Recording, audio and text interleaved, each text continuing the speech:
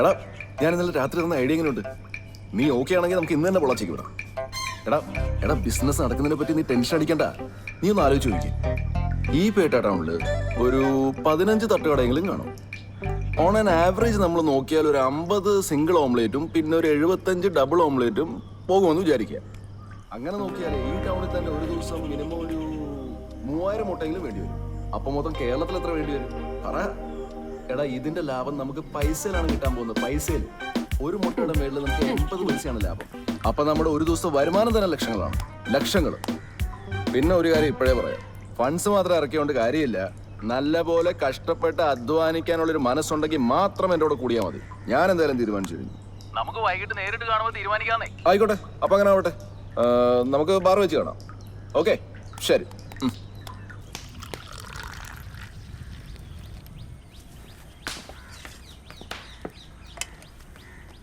എന്നാലും ഇച്ചായൻ ഇന്നലെ ആടിയുടെ കഥ മുഴുവനും പറഞ്ഞില്ലല്ലോ. ഇച്ചായൻ ഉറങ്ങിപ്പോയി. ആണോ? ആ, ഞാൻ എവിടെ പറഞ്ഞു നിർത്തിയത്? നിങ്ങൾ ഇന്നലെ ആ ബാറിന്റെ ഷട്ടർ ഇടുന്നവരെ പറഞ്ഞു. ആ, അപ്പൊ തുടങ്ങിയായിട്ടുള്ളൂ. അത് ഈ ചിക്കൻ കറിക്ക് ഉപ്പില്ലാന്ന് പറഞ്ഞുകൊണ്ടാണ് തുടങ്ങിയത്. പിന്നെ അവിടുത്തെ സീൻ അത് കണ്ടാലേ ആ ഫീൽ കിട്ടുള്ളൂ. ഭയങ്കര രസമായിരുന്നു. ഞാൻ പറയാം. ആ സജീഷ പറടാ. എന്റെ പൊന്നു വർക്ക് എത്ര നേരമായി ഞാൻ നിന്നെ വിളിക്കുന്നു. അത്യാവശ്യമുള്ളൊരു ദിവസമായിട്ട് ഇന്നെങ്കിലും നിനക്ക് നേരത്തെ ഒന്ന് എണീക്കാൻ മേലായിരുന്നോ? ഞാനും ഡോക്ടറും കൂടെ ബാങ്കിൽ ഇറങ്ങിയതേ ഉള്ളൂ. നീ ഒരു കാര്യം ചെയ്തോ, എത്രയും പെട്ടെന്ന് കറിയാച്ചന്റെ ഓഫീസിലോട്ട് വന്നേരെ, ഞങ്ങൾ അവിടെ കാണും. എടാ പൊടി കടങ്ങ്, ഞാൻ എത്തിക്കോളാം. ഇന്നിനിപ്പോ എങ്ങോട്ടാ എത്ര ധൃതി പിടിച്ച്?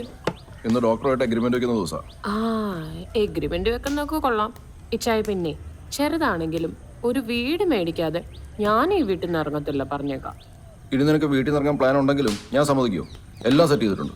ഓ അതല്ല, ഇച്ചായൻ ഈ കാട്ടിക്കൂട്ടുന്നതിനൊക്കെ ഞാനിങ്ങനെ സപ്പോർട്ട് ചെയ്യുന്നുണ്ടാ ഇച്ചായൻ ഇങ്ങനെ ആയി പോയതെന്നാ നാട്ടുകാരും വീട്ടുകാരും ഒക്കെ പറയുന്നത്. ഇക്കാര്യത്തിലെങ്കിലും ഇച്ചായൻ പറഞ്ഞ വാക്ക് പാലിച്ചില്ലെങ്കിൽ പിന്നെ ഈ ചീത്തയൊക്കെ കേൾക്കാൻ ഞാൻ ഉണ്ടാവത്തില്ല.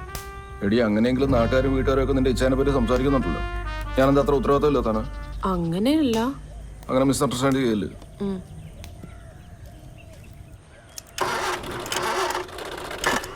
എടി ഒന്ന് തലടി പ്ലീസ്. ഇന്നും തള്ളണോ? ഒന്നനെയും കിട്ടിയാൽ മതി.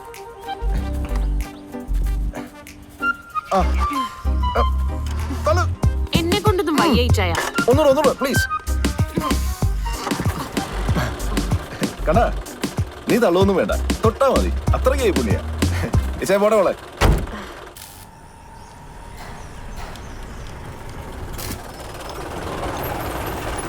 ആശാനെ, ഈ വണ്ടി ഒന്ന് നോക്കി. ഇത് ഇടയ്ക്കിടയ്ക്ക് പണി തരുന്നുണ്ട്. അത് ഇപ്പൊ പോ, സമയമില്ല, പിന്നെ നോക്കാം.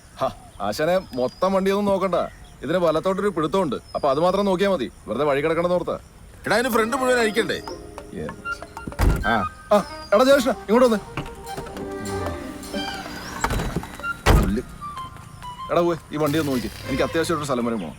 ഈ നോട്ടം മാത്രമേ ഉള്ളല്ലോ. വണ്ടി പണയം പറഞ്ഞാൽ പണയത്തില്ല. എടാ സമയം വേണ്ടേ?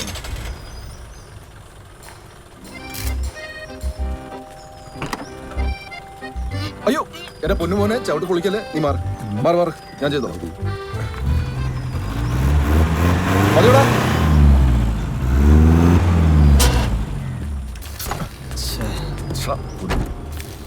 ഓക്കെ ആണോ? ഇത് നിങ്ങളുടെ വൃത്തികയുടെ ഡ്രൈവിംഗിന്റെ കുഴപ്പമാണ്. നിങ്ങളുടെ അപ്പം എന്ത് പൊന്നു പോലെ കൊണ്ടുവരുന്ന വണ്ടിയാണെന്നറിയാമോ? എടാ അതിനിപ്പോ ഞാനെന്ത് തെറ്റ്?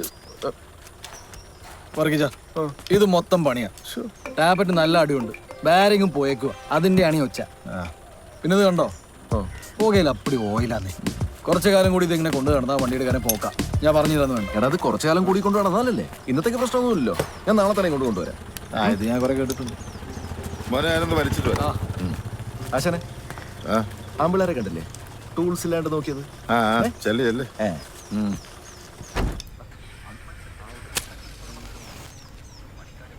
ഈശോയ്ക്കും വർക്കിച്ചിട്ട് ഇപ്പൊ നേരം വെളുത്തേ ഉള്ളൂ. ഇന്നലെ കുടിച്ച കള്ളിന്റെ കട്ടിറങ്ങിയത് ഇപ്പോഴല്ലേ? അതെ അതെ അതെ. ഇവർക്കിപ്പോ നേരത്തെ എണീറ്റിട്ട് പ്രത്യേകിച്ച് പണിയൊന്നുമില്ലല്ലോ. ഉണ്ടോ? അടിച്ചടിച്ച് കൃഷ്ണി പോകാതെ നോക്കിക്കോണേ. ആശാനെ ഒന്നും ഇങ്ങോട്ട് വന്നേ. ആശാനെ ഇത്ര മതിയോ? എനിക്കിട്ട് പണിയാതെ വണ്ടിക്കിട്ട് പണിഞ്ഞാ പോരെ? അതെ, ഉള്ള കാശ് കൂടെ എടുത്തോണ്ട് പോകല്ലേ. എനിക്ക് ചരക്കെടുക്കാനുള്ളതാ. ഇതിപ്പോ അലക്കാരൻ്റെ കയ്യിൽ നിന്ന് ഷർട്ട് വാങ്ങിച്ചിട്ട പോലെ ഉണ്ടല്ലോ. എന്റെ പൊന്ന് ചന്ദ്ര, ഇന്നെല്ലാം ശരിയാക്കാം. ചരക്ക് നമുക്ക് നാളെ എടുക്കാം, പോരെ? പോരെങ്കിലും അത് മതി. ഉരുളക്കിഴങ്ങര, തക്കാളി ഒന്ന്. അമ്മച്ചി, കൃഷ്ണയോട് പറഞ്ഞെടുക്കാൻ അറിഞ്ഞിരിക്കാതെ. എടാ അവന്റെ കട അവന്റെ കാശ് അവന്റെ ഇഷ്ടം പോലെ നടക്കട്ടെ. എന്റെ ചേട്ടൻ നടന്ന് അപ്പനുണ്ടാക്കിയ മുഴുവൻ നശിപ്പിച്ചു. ഇനി ഇതൂടെ പോയ പിന്നെ ഞാൻ പട്ടിണിയാവും, അറിയാവോ? ചേട്ടാ, ആ അമ്മയും അച്ഛനും പറഞ്ഞു ഡ്രസ്സ് എടുക്കാൻ നമ്മൾ രണ്ടുപേരും മാത്രം പോയാൽ മതിയെന്ന്. എപ്പോഴാ പോണ്ടേ? ഇതാണ് ഇത്ര വലിയ കാര്യം. തലേന്ന് എടുത്താലും മതി. നിശ്ചയമല്ലയോ, കല്യാണമൊന്നുമല്ലല്ലോ. നിങ്ങൾക്ക് വലിയ കാര്യമൊന്നുമല്ലായിരിക്കാം, പക്ഷെ ഒരു പെണ്ണിനെ സംബന്ധിച്ച് ഇതൊരു വലിയ കാര്യം തന്നെ. ഇയാൾക്ക് ബുദ്ധിമുട്ടാണെങ്കിൽ അതങ്ങ് പറഞ്ഞാൽ മതി. എന്നാ പിന്നെ നീ എല്ലാത്തിനും ഒറ്റയ്ക്ക് പൊക്കോ. ടെസ്റ്റ് എഴുതാൻ പോവാനും സ്കൂളിൽ വിടാനും എന്നെ വിളിച്ചേക്കല്ലേ. ആയിക്കോട്ടെ, വിളിക്കുന്നില്ല പോരെ. ഇതാണ് അനുഭവമുള്ളവർ പറയുന്നത്, പ്രേമിച്ചേക്കല്ലെന്ന്. പ്രേമിച്ചാ പിന്നെ പെണ്ണിനെ എല്ലാത്തിനും അങ്ങ് അവകാശ. ആര് പറഞ്ഞു പ്രേമിക്കാൻ? എന്റെ പുറകെ നടന്ന് കെഞ്ചിയിട്ടല്ല ഞാൻ സമ്മതിച്ചത്. ഇപ്പൊ ഞാൻ കുറ്റക്കാരി. അല്ലേലും അതങ്ങനെയാണല്ലോ. ഏടി, അതൊരു 15 വയസ്സുകാരന്റെ മനസ്സിലായിരുന്നോ?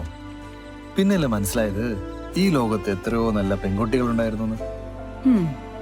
ഇപ്പോഴും സമയം വൈകിട്ടില്ല. നല്ലപോലെ ആലോചിച്ച് തീരുമാനിച്ചാ മതി.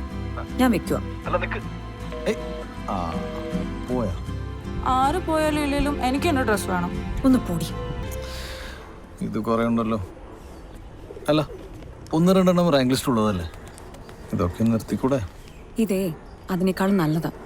ചേട്ടാ, ഇതിലൊന്നും ഒപ്പിട്ടെ. ഇത് വെഹിക്കിൾ ഇൻസ്പെക്ടറിനുള്ളതാ. വേണോ?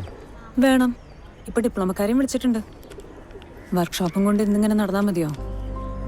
വേറെ എന്തിനെങ്കിലും പറഞ്ഞു കഴിഞ്ഞാൽ അയക്കത്തൂല. ഇത് പിന്നെ വണ്ടിയേറ്റ് ബന്ധമുള്ള കാര്യമായത് കാരണം വേറെ കുഴപ്പമൊന്നുമില്ലല്ലോ. അയക്ക് ഇപ്പൊ കിട്ടും.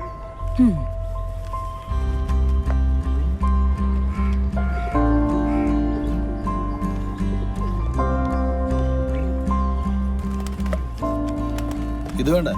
അതെടുത്തോ. എടി, സ്വന്തം കഴിവിൽ വിശ്വാസമുള്ളവർക്ക് സർക്കാർ ജോലിന്നോ പ്രൈവറ്റ് ജോലിന്നോ ഇല്ല. പക്ഷെ നിന്നെ പോലെ ജീവിതത്തിൽ ഒട്ടും റിസ്ക് എടുക്കാത്തവർക്കാണ് ഈ സർക്കാർ ജോലി. ചേട്ടൻ എന്നാ പറഞ്ഞാലും ഈ സർക്കാർ ജോലി എന്ന് പറയുന്നത് ലൈഫിന് നല്ലൊരു ഗ്യാരണ്ടി തന്നെയാണ്. എന്റെ അച്ഛനമ്മയ്ക്ക് സർക്കാർ ജോലി ഉള്ളതുകൊണ്ടാണല്ലോ ഞങ്ങൾ ഇത്ര നാളും ജീവിച്ചു പോയത്. വെറുതെ ജീവിച്ചു പോകാനൊന്നും കിട്ടില്ല. നിന്നെ പോലുള്ളവർക്ക് ഒരു തോന്നലുണ്ട് ഈ നാട്ടിൽ സർക്കാർ ജോലിക്കാരും ദുബായിക്കാരും മാത്രമേ ജീവിക്കുന്നുള്ളൂ. എന്നെ പോലെ കഷ്ടപ്പെട്ട് പണിയെടുത്ത് ജീവിക്കുന്നവരുണ്ട്. ഹലോ, ഞാൻ ആരാണെന്നെ വിചാരം? മെക്കാനിക്ക്. വെറും മെക്കാനിക്കല്ല, ഞാൻ വണ്ടികൾ ചികിത്സിക്കുന്ന ഡോക്ടറാണ്. ഒരു ഡോക്ടർ സ്വന്തം പേഷ്യൻസിനെ ചികിത്സിക്കുന്ന പോലെ ഞാൻ നിന്റെ വണ്ടികൾ ചികിത്സിക്കുന്നു. So we share the same status. എനിക്കിതൊന്നും കേട്ടോണ്ടിരിക്കാൻ വയ്യ. സതീഷ, എന്താ ഇവിടെ? അത് ഇന്നലെ എനിക്ക് രജിസ്റ്റേർഡ് ഉണ്ടായിരുന്നു. അപ്പൊ പോസ്റ്റ്മാൻ വീട്ടിൽ വന്നപ്പോ ഞാൻ ഇല്ലായിരുന്നു. അതൊന്ന് വാങ്ങാൻ കൊണ്ട് വന്നതാ. ജയകൃഷ്ണ, ഇതാണോ നീ കെട്ടാൻ പോകുന്ന ആള്? 13-ാം തീയതിയാണ് നിശ്ചയം. മറക്കണ്ട. ഇല്ല മറക്കത്തില്ല. മോക്കെന്താ പരിപാടി? പൂഞ്ഞാർ സെന്റ് ആന്റണീസിലെ ടെമ്പററി ടീച്ചറാ. ഓ ശരി എന്നാ. സതീഷ, അതെ, ഞാനൊന്ന് വിളിക്കാൻ നിൽക്കായിരുന്നു. എനിക്കൊരു 10 സെന്റ് സ്ഥലമാണ്. വീട് വെക്കാനാണോടാ? നിങ്ങൾക്ക് വേണ്ടിയാ? കഴുത്തിറക്കാത്ത വിലക്ക് അടുത്ത് എവിടെയെങ്കിലും കിട്ടുവാണെങ്കിൽ നന്നായിരിക്കും. ഞാനേ ആദ്യം ഇതൊന്ന് വാങ്ങിക്കട്ടെ. അത് കഴിഞ്ഞിട്ടേ ഞാൻ നിന്നെ വിളിക്കാം. എന്റെ നല്ല 2-3 കേസുകളുണ്ട്. ഓക്കെ, ശരി.